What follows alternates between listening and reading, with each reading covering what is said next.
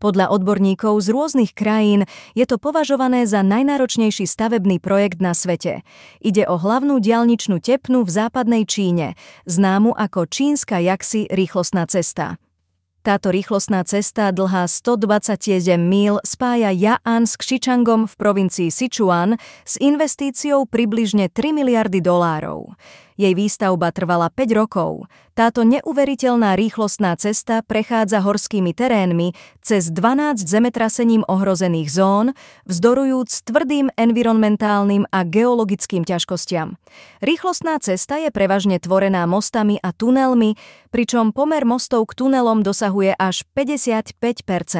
Stúpa o 25 stôp na každých 0,6 míle, čo jej vynieslo prezývku diaľnica v oblakoch. Úsek dlhý 32 míl je dokonca prezývaný Diablova cesta kvôli svojej mimoriadne vysokej nadmorskej výške. Odvážili by ste sa jazdiť po tejto ceste?